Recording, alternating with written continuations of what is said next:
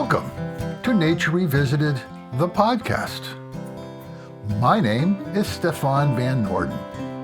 On this episode, Nature Revisited is pleased to be airing my conversation with Jackson Newman, a year on the Slough, during the Aldo Leopold Foundation's celebration, Aldo Leopold Week. We will be talking with Jackson about conservation and how it is changing and the role that it plays. But first, a word from the Aldo Leopold Foundation. The Aldo Leopold Foundation is proud to be sponsoring this episode of Nature Revisited. The Aldo Leopold Foundation works year-round to foster a land ethic in the fabric of society by showcasing projects like the one you'll hear about today, and by facilitating conversations about a modern land ethic.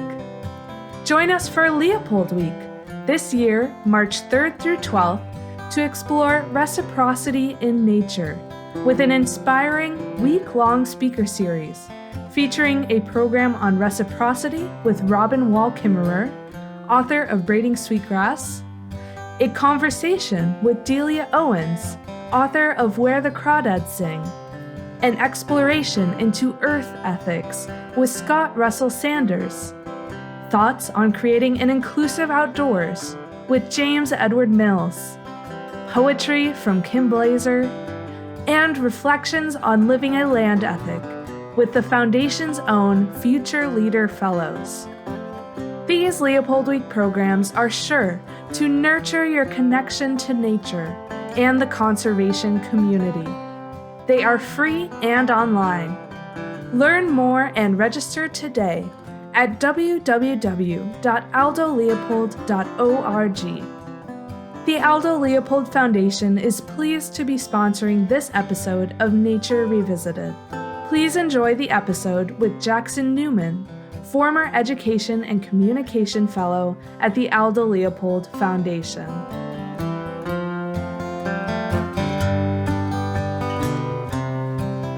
I am joined by Jackson Newman, whom I first met when Nature Revisited was doing an episode featuring the Aldo Leopold Foundation. Our conversation today will center around two articles that Jackson wrote while he was at the foundation. The first, The Backwash to the River Progress, and the second, The Guiding Virtues of the Land Ethic.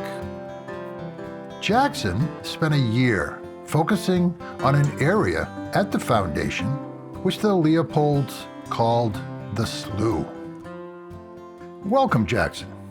Can we start by giving our listeners a bit of your history at the foundation and what led you to write the articles? Yeah, thanks so much for having me on, Stefan. So I grew up in Bethesda, Maryland, which is right outside Washington, D.C.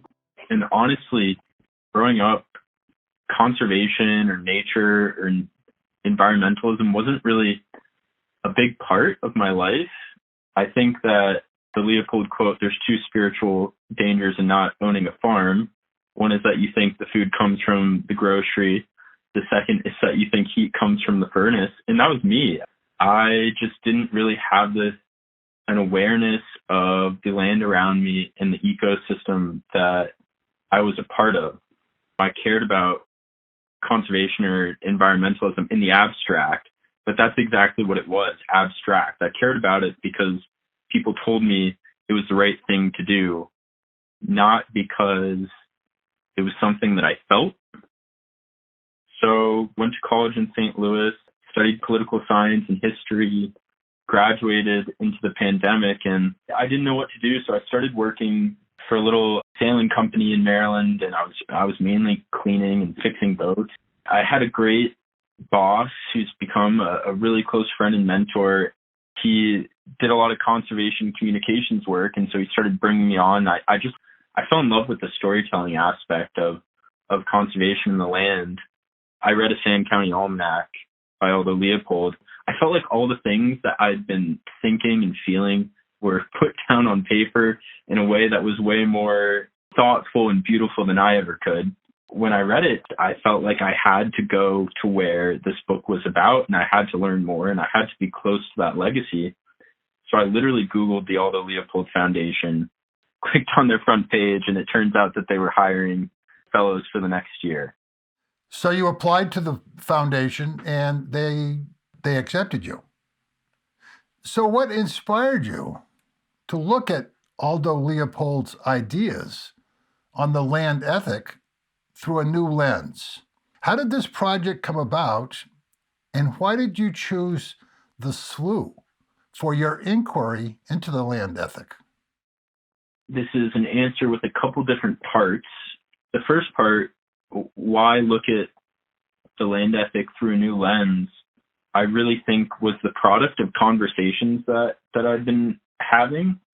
The most important part of Leopold's land ethic, of that essay in A Sand County Almanac, is the phrase, "A thing is right when it tends to preserve the integrity, stability, and beauty of the biotic community. It is wrong when it tends otherwise." And so that sounds great, but it's really hard to live by that on a day-to-day basis. It's really hard to apply that to the decisions or the relationships we have with people in the land. I would give tours of the shack, and people would sometimes tell me things that they were inspired to do by Leopold, but at least from my perspective, I didn't always feel like that maybe Leopold would have agreed with some of those actions. So like an example would be that very nice gentleman told me that he had started a deer nutrition company in Wisconsin to grow bigger bucks, and that he was inspired by Leopold to do that. Well, I felt like I read a different Leopold. So I think Leopold can be really hard for people to understand, and we need new ways of telling stories and connecting people to Leopold. Why I chose the slough, I didn't know what a slough was before I went to the Leopold Foundation. A slough is like a backwater. Basically, it's almost a swampy body of water that's usually backfilled by a larger body of water. It's just this buggy, swampy, smelly little piece of land, only like 200 yards from the shack. And I think it's something that for the longest time, conservation movement, or at least the aesthetics of the conservation movement, have ignored. We always think of tall mountains, big waterfalls, deep canyons as that's nature, but nature isn't a buggy little swamp, or nature isn't necessarily my garden or the abandoned lot next door. So I wanted to focus on a piece of land that didn't fit our traditional conception of what beauty was. So one of the results of that year in the Slough was that you wrote the article, "The Guiding Virtues of the Land Ethic," in which you say it is an attempt to make our land ethic tangible in the modern day. Again, it's hard to be faced with an ethical question and think, well, does this tend to preserve the integrity, stability, and beauty of the biotic community? That's really hard to apply. So how do I make that the land ethic more than this abstract, beautifully written, but sometimes difficult or complex to understand thing that's in a book? How do I bring that into my life every day? The way that I ended up doing this, and when I say I, there were so many people that helped me and helped guide me to this idea. You know, you could call them character traits or personality traits, things that I can wake up and say, am I being this thing? So that was sort of the idea of how to translate the land ethic into something that is tangible in the modern day or in my everyday life. In your article, you talk of 5 virtues that you feel are important as we move forward. Of course, there are more than 5. Let's touch on the 5 that you talk about in your article. I think it's important also to recognize that these are just 5 virtues. I think that you could have an almost inexhaustible list of virtues that make up the land ethic. This isn't meant to be every single one. This is more like a starting point or a place where people can ask, okay, here are some ideas. what are the virtues that make up my land ethic and how do I live them? First is resilience. I think that for the listeners of this podcast, this is probably evident, but it's easy to look around and feel depressed about the state of ecosystems we're a part of in the world today. Leopold was as aware of this as we are. He wrote that one of the penalties of an ecological education is living alone in the world of wounds. So I think a lot of us live alone in this world of wounds. We look around and we see the invasive plants, or we see the erosion, or we see all these impermeable surfaces. It can be really hard.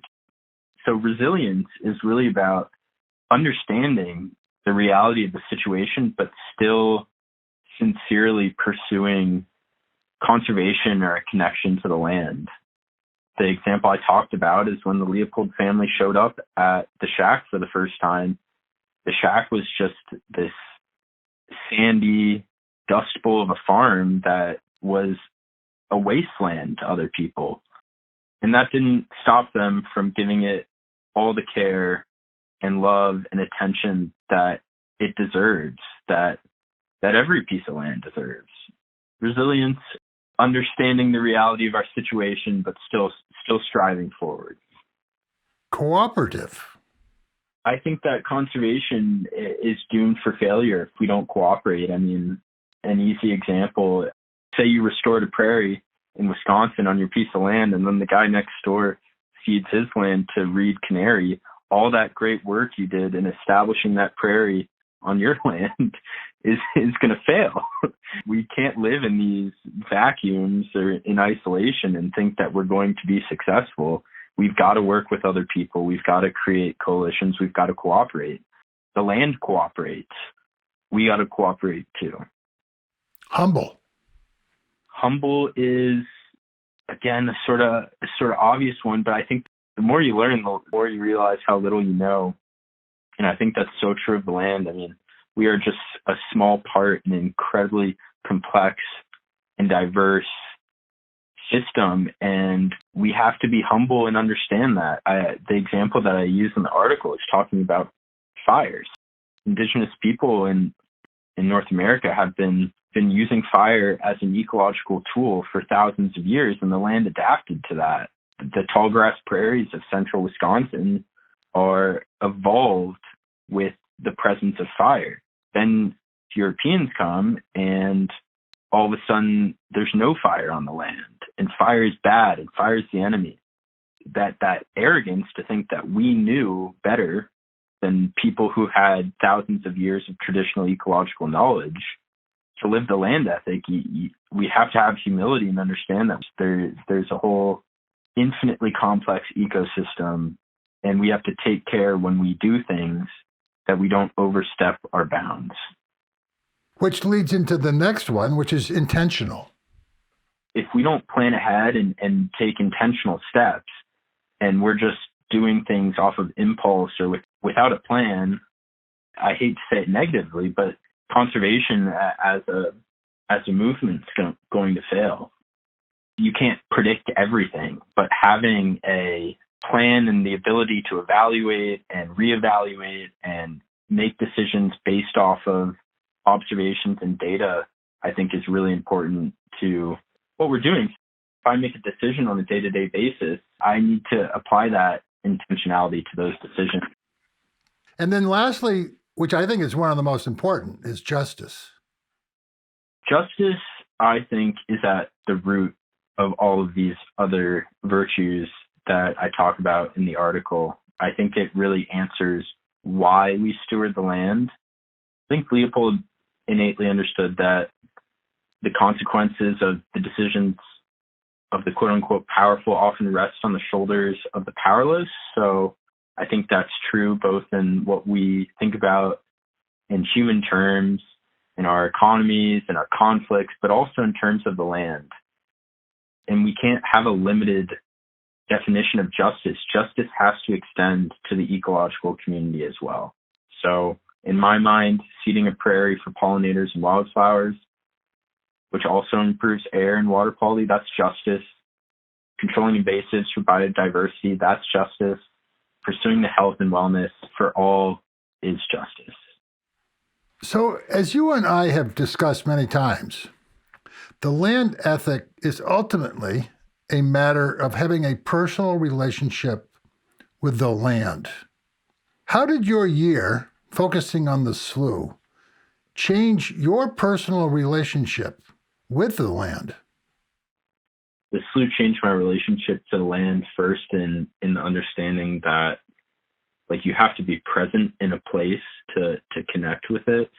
Like the first step towards connecting or loving a place, I think, is observation. Observation can come in many forms. It doesn't have to be a passive watching of the land. I spent a lot of time down there with my camera, with a notebook, watching the seasons change, observing all the organisms that call the slough its home. And I don't know any other way to put it, but I just began to make friends with the characters of this land. So like a tree became this dead red cedar tree became a character or a friend. The sandhill cranes flying over, they became a friend, or a Blandings turtle that I watched the sunset with. These all became characters in my life. And I think that that's how you begin to know a place and become connected to it, because you begin to care about the things that are a part of it. So if someone came to the slough and wanted to cut down that dead red cedar tree, now I'd be pretty upset about it. So on the other article, the backlash of the river progress. What is progress and why does it matter? And do you see a need for a new definition of progress? I completely see a need for a new definition of progress. I think that we take the definition of progress for granted, and we don't really realize that progress is a man-made measuring stick. We ultimately define what progress is. So when you look around now, I think progress is material wealth. It's more things. It's bigger, better, more technology. It's efficiency. It's comfort. But I think that we can redefine what progress is, because I think that our traditional definition of progress is leading us down the wrong path.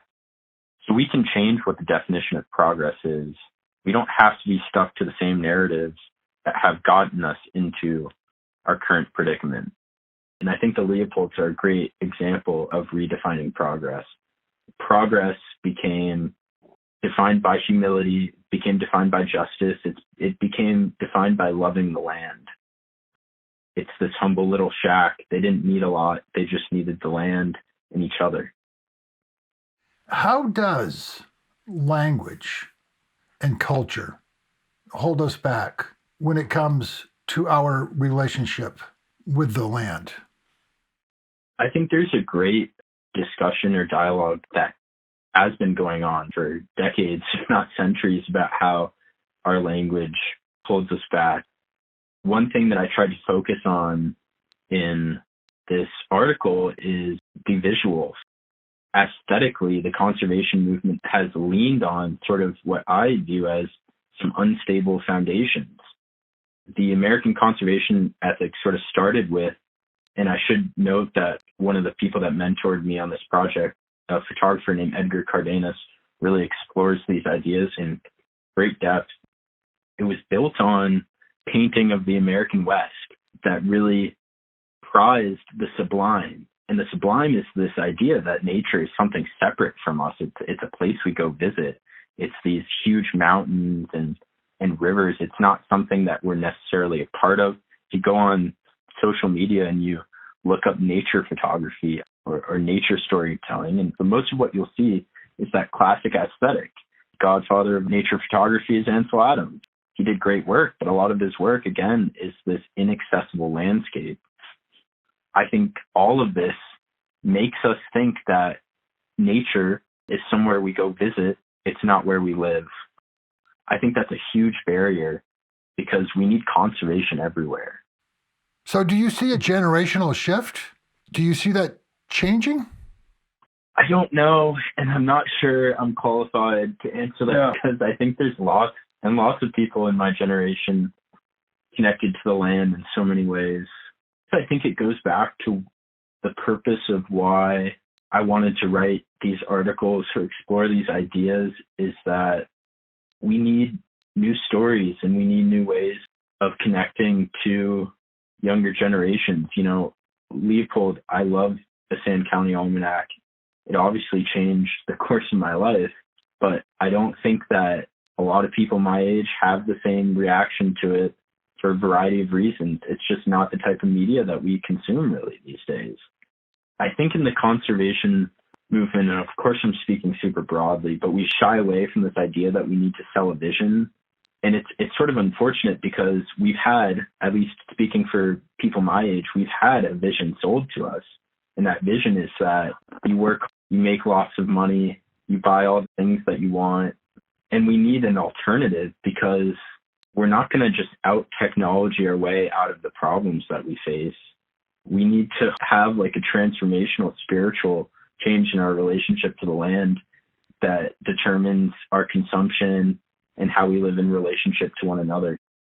I want there to be a positive vision of conservation, an alternative to the things that I feel like are being sold to us, and an alternative that's not apocalyptic, not the world ending because of climate change, that there's another option.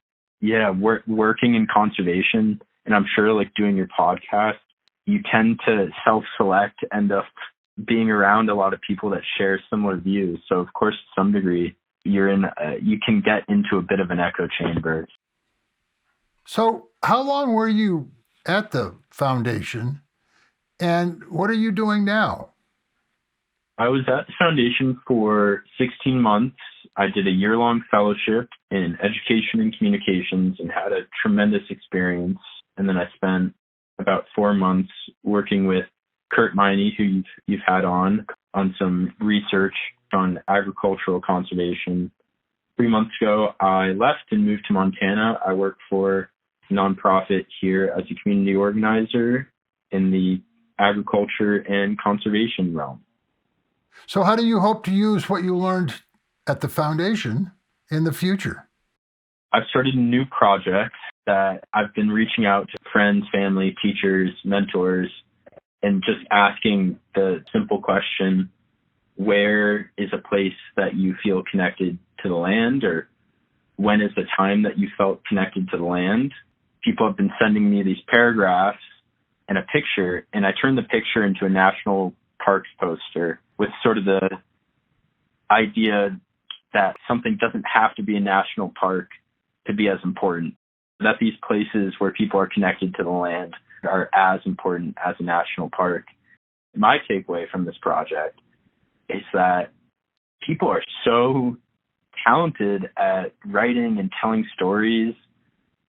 They just don't get asked to do it. Like, they just don't have the chance to do it in their day-to-day lives, to be creative, to write about something that's important to them. If there's any listeners out there, I'd love to learn about the places that are special to everyone else. It's always really moving. I think the biggest thing is just the importance of storytelling and of strong narratives. It's something that I want to bring into my work. I think it's the only way that we're going to grow the conservation movement and bring people in is through good stories.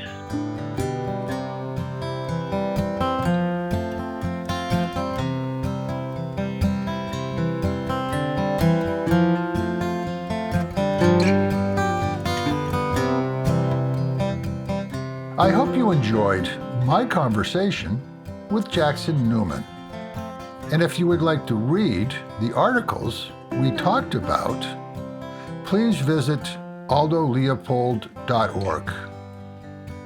If you would like to join in the celebration of Aldo Leopold Week, also visit aldoleopold.org. And please share Nature Revisited with friends, family, and colleagues. Follow us on Facebook, Instagram, and YouTube, or at our website, nordenproductions.com. That's Norden, N-O-O-R-D-E-N, denproductions.com. The music for this episode is performed by Martin Decato. You can learn more about him and his music at decatosanbornmusic.com. Nature Revisited is produced by Stefan Van Norden and Charles Gagan. And I hope you will join us for the next edition of Nature Revisited. And in the meantime, remember, we are nature.